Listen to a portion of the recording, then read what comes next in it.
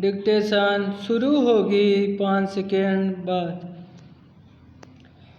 समाज में अमीर और गरीब के बीच बढ़ती खाई, स्वार्थवादी प्रवृत्ति और न्याय के अभाव में उपेक्षित वर्ग को कई तरह की विकट परिस्थितियों एवं त्रासदियों का सामना करना पड़ता है।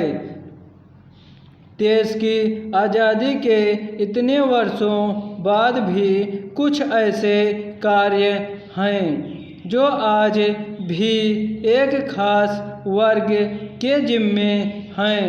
हाथ से मैला साफ करने का कार्य भी इनमें से एक है।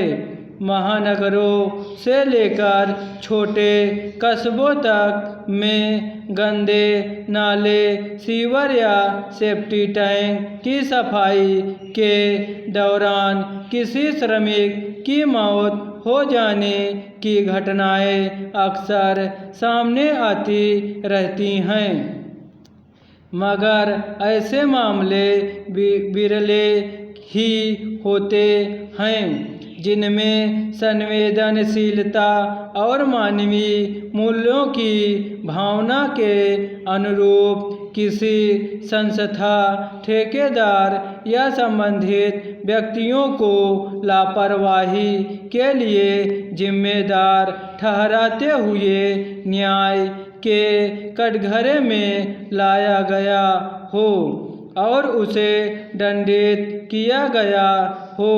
यह उस भारतीय समाज की सच्चाई है जो स्वयं को शिक्षित, समझकर और प्रगतिशील मानता है।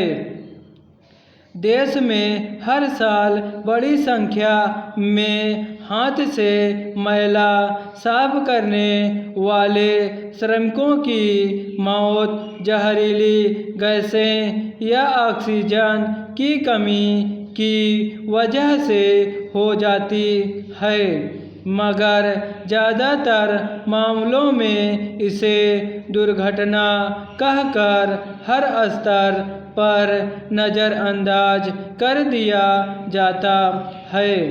ये श्रमिक समाज के उस वर्ग से आते हैं जो अब तक उपेक्षित हैं।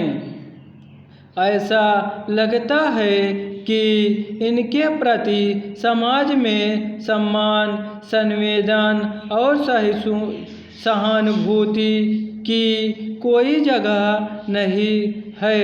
यही वजह है कि कानून की नज़र में प्रतिबंधित एवं जोखिमपूर्ण कार्य में भी इन श्रमिकों को बिना सुरक्षित के झोंक दिया जाता है।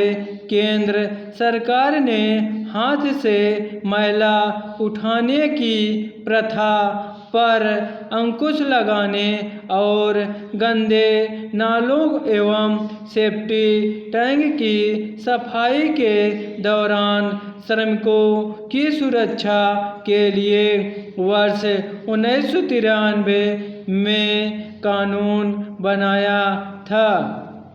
इसके बाद वर्ष 2013 में हाथ से मैला उठाने वाले व्यक्तियों के नियोजन का प्रतिषेध तथा पुनर्वास अधिनियम बनाया गया।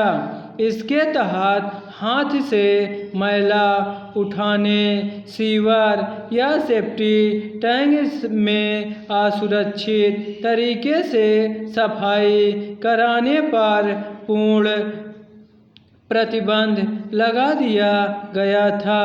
साथ ही ऐसे कार्य में लगे लोगों के पुनर्वास और उन्हें रोजगार के अवसर उपलब्ध कराने का प्रावधान भी किया गया, मगर ये कानून आज भी जमीन पर प्रभावी तरीके से लागू नहीं हो पाए हैं।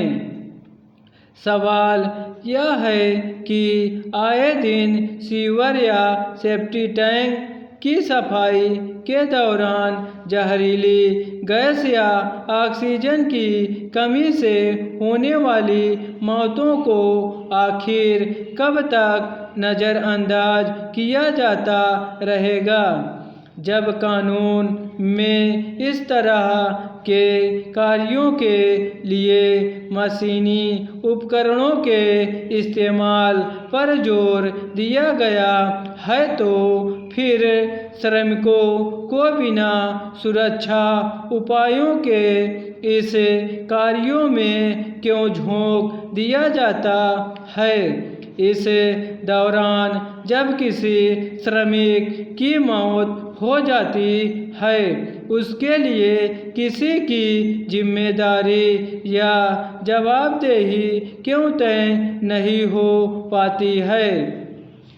जाहिर है कि ये श्रमिक असंगठित क्षेत्र से आते हैं, इसलिए इनके हक की लड़ाई लड़ने के लिए कोई राजनीतिक दल, मजदूर संघ और यहाँ तक गैर सरकारी संगठन भी आगे नहीं आते। करीब एक दशक पहले सफाई कर्मचारियों की मौत के मामले में वर्ष 2014 में एक याचिका दायर की गई थी, जिस पर सर्वोच्च न्यायालय ने फैसला सुनाते हुए कहा था कि सीवर, नाले या सेप्टी टैंक